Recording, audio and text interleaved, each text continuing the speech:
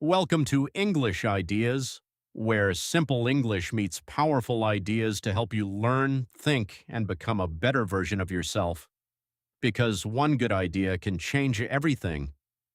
Have you ever met someone who isn't the smartest person in the room, yet somehow keeps growing year after year? They communicate clearly, learn new skills faster than most people, and often make thoughtful decisions. It's easy to assume they were simply born that way. Maybe they're naturally gifted. Maybe they're just lucky. But what if that's not the real reason? What if the biggest difference between people who continue to grow and those who slowly stop learning isn't talent at all? What if it's a habit so ordinary that most people completely overlook it?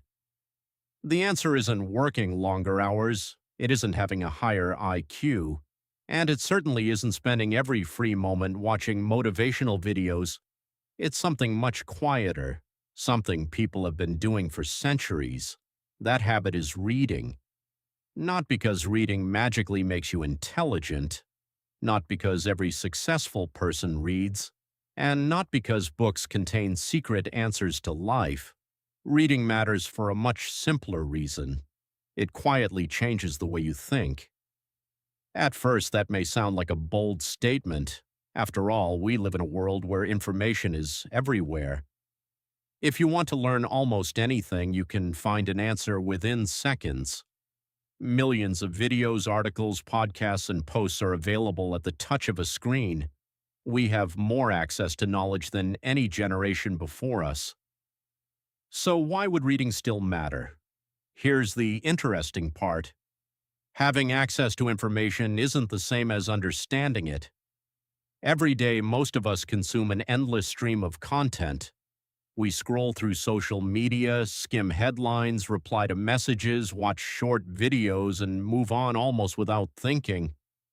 By the end of the day, we've seen hundreds, sometimes thousands of pieces of information, but how much of it has genuinely stayed with us?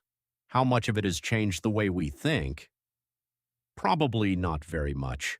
That's because consuming information is easy. Understanding it takes something different. It takes attention. Reading naturally creates that attention. Unlike most forms of digital content, reading doesn't rush you. It asks you to stay with one idea a little longer, notice details, make connections, and ask quiet questions in your own mind. Instead of pulling your attention in 10 different directions, it gently invites you to explore one idea deeply before moving on to the next. So, what makes one idea stay in your mind while another disappears within minutes? Let's find out together. I'd like you to try a simple experiment. Don't worry, this will only take a few seconds. Imagine this. A little boy stood alone at the edge of a dark forest holding a small lantern. The sun had already disappeared. The wind was getting stronger. Then, somewhere deep in the darkness, he heard a strange sound. Now, stop for a moment and think about what happened inside your mind. You probably didn't just hear those words, you saw something. Maybe you imagined the little boy. Maybe you pictured the forest. Perhaps you could almost see the lantern glowing in the darkness. Some of you may have even wondered what was making that mysterious sound. Now compare that experience with these three words: boy, forest, lantern. The words are exactly the same, but the experience is completely different. Why? Because the sentence creates meaning. The three words simply exist. A story gives your mind something to connect with. A list simply gives it information. That's one of the reasons stories are so memorable. They don't just tell you something. They invite you to imagine it. And the moment your imagination becomes involved, you stop being a passive viewer. You become an active participant. That's something you'll notice throughout this channel. We don't fill every second with flashy visuals or endless animations, not because we dislike technology and certainly not because technology is the enemy. We've simply made a different creative choice. We want to leave room for your imagination. Instead of showing you every single detail, we'd rather let your own mind create part of the experience. Because when you imagine something, it becomes your story, not ours, yours. And ideas often stay with us much longer when we help create them ourselves. The same principle quietly applies when learning English. Many learners spend months memorizing vocabulary lists, word after word, page after page, only to forget most of them a few weeks later. Then they begin to think, maybe I just have a bad memory. But memory isn't always the real problem. Sometimes the problem is the way we're trying to learn. Think about it.